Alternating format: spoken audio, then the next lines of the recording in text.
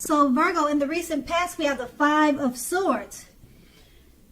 With the Five of Swords, you could have found yourself with some mixed feelings about life in general, and probably about a few people in particular.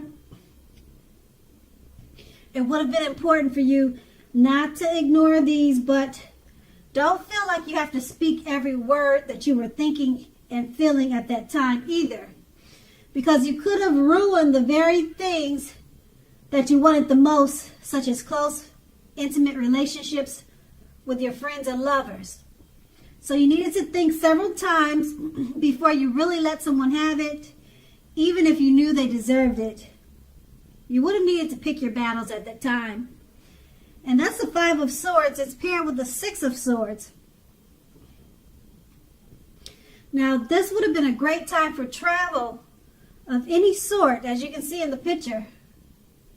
It can also indicate metaphorical movement, a change in where you are inwardly. Usually this is a change for the better, whether the context is internal or external. So you would have needed to think about where you wanted to be at that time. Now, the Six of Swords shows at least a slight reduction in stress and strain. Things may not be perfect, but they're going to be better than they have been in the recent past. So you should have taken this time to get your head above the water and decide where you're going from here. Even short breaks or change of scenery would have been helpful to you at that time. And just keep in mind, it wouldn't have had to cost a lot of money. Could have been just walks around the park. Just something simple that involved movement and probably exercise. Or exercise or travel. And so that's the recent past. Now let's move on to the present. We have the Six of Cups. Now this card, it's about nostalgia. You're looking back on how things used to be. It can be, but not always connected with children or childhood. It's going to be important for you not to spend too much time and effort thinking about the good old days. We all have happy memories to reflect on from time to time. But if we start thinking that the best of years have all gone by, then that can actually become a self-fulfilling prophecy. That's with the Six of Cups, and it's paired with the Three of Cups. Now, this card is considered to be a card of reunions. But it's not always romantic reunion. Not always, but it can be. Now, it's reunion in the broadest sense. It's like kind of like running back into someone or something that you have been away from for some time, for a long time maybe. It's considered a happy reunion. It's very upbeat. It also can mean celebration, your own or someone that you care about, such as celebrating a new baby, baby showers, wedding, things like that, other happy occasions. Now with these two cards paired together, the Six of Cups, you're looking back on how things used to be, the good old days. So just don't dwell in it and think that the best of all the years have gone by. Because like I said, that can become a self-fulfilling prophecy, and it's paired with the Three of Cups. It's about reunions. So you must have had a reunion. It looks like you're going to have a reunion, or you probably just had a reunion. And it was so nice that you're thinking, wow, if I could just go back. It looks like you had a great time with this reunion, or you're about to have a reunion. It could be romantic. It could be. Wouldn't that be nice, right? Or it could be another type of reunion. It could be celebrating maybe a high school reunion, or like I said, it could be a baby shower, something like that. But it looks like you had a really great time, or you're going to have a really great time with this reunion. And you're going to cherish it. You're going to hold on to it, and you're going to constantly be thinking about, wow, wasn't that great? You know, so that's a good thing. But just remember, don't punish yourself by thinking, you know, wow, the best of everything is gone, you know. But just embrace and enjoy the reunion that's about to come towards you, and just have fun. Okay, so that's the present. Now we move on to the challenge. We have the Two of Pentacles. Two of Pentacles, it's about two main issues at front in your mind. You may need to pull back from trying to pay attention to quite so many things, because right now multitasking is not going to be your friend. It's not your friend right now. You'll probably have to cut down on things that you're doing in order to focus on, let's say, two main things, two main priorities. Your financial situation, it probably needs to be more balanced. The Pentacles are that's money. And you see how he's trying to balance those two Pentacles? So it's, you see in the picture, he's trying to balance them out like he's juggling, and he's got to level it out. So your financial situation, I'm showing that it may need to be more balanced. Be sure that you're paying more attention to that.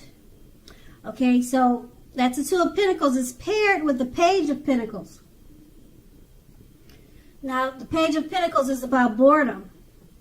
You could be tempted to say or do things to shake things and people up just for a little excitement. You want to rethink that impulse at this time. Find a better use of your energy. Just know that excitement can be created. Now, the Page of Pentacles is it's an excellent energy to support you when you have tedious work to get accomplished. The Page can give you focus, backbone, and the will to stick to a task that's not necessarily glamorous or fun. So with these two cards paired together, the Two of Pentacles, you need to balance your finances. Balance your finance, balance your dividends, balance your money.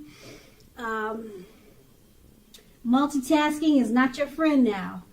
So cut down on that and then focus more on probably your finances. That's what this card is pretty much about, like I said. And then because it's paired with the Page of Pentacles, okay, are you trying to shake things up for some fun and excitement? Or are you thinking about it? Because that's what the Page of Pentacles is showing. Whereas you should be more focused on your finances. So you want to use that energy. You're going to have a lot of energy with the Page of Pentacles. And it's saying that you need to rethink the impulse to find a better use of your energy. Even if you're not thinking of shaking things up to help you with your boredom and give you a little excitement. If you're not thinking about that, you just need to focus this energy. You're going to have a lot of energy, and it's going to be a great energy to get tedious work done that you've been probably putting off. It's a great energy to use for that, and it gives you backbone and will to stick to tasks that's not fun, that you've been putting off.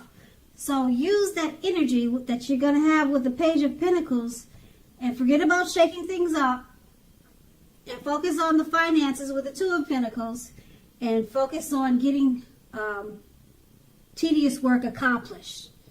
And that's going to be the challenge. Now we move on to the outcome. We have the Knight of Pentacles. Now this card, it points to messages, often with regards to money and finance, but it could go either way. You are likely to finally maybe receive news. Well, yeah, with this card, it's about receiving news. It's messages.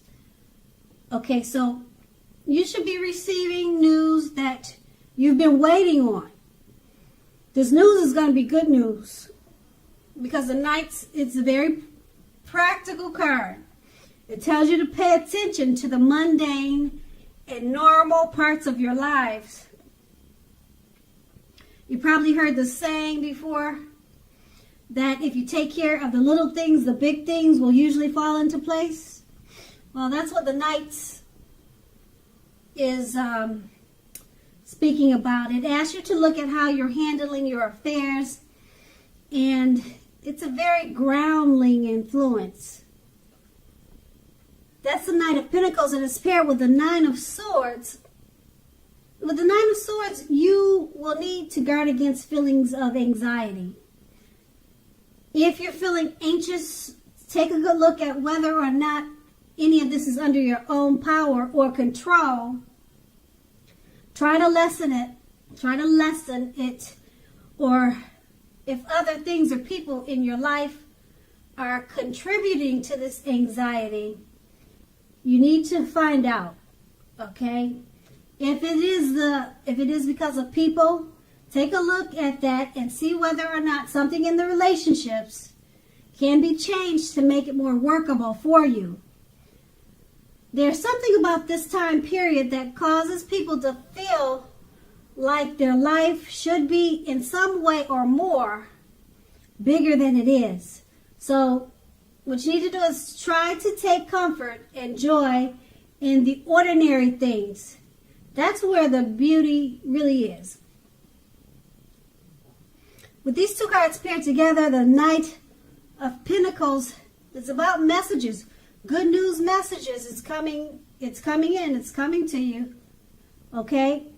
It's going to make sure that you focus on the mundane and normal parts of your lives. That's another thing that you should do. Okay, with this Knight of Pentacles. But your finance and money is probably a part of the news. So I wish I could tell you what the good news was, but all I know is with this card, the Knight of Pentacles, it's a good news message coming in, and it could be about money. Okay, Pentacles are it's money. Pentacles always stand for money, and that's not a bad thing. That's a good thing. And then it's paired with a Nine of Swords. So there's going to be some anxiety in regards to this good news. So you need to handle that anxiety and make sure that you keep it under control. Okay? And this good news, like I said, it's going to be a part of the anxiety. So who knows, maybe you hit the lottery and you're worried about what you're going to do with all that money. So I wish you good luck with the good news. And you probably don't need it, but that's a great thing. These two cards right here, just focus on where to put your anxiety and balance that out, because the good news that's coming in about finances, should take care of itself. And that's going to be the outcome. So Virgo, I hope this resonates. As you know, general readings, they don't always resonate with everyone. Then again, if you like this reading, please like, subscribe, leave a comment if that's what you care to do. I thank you so very much for watching, and have a great day.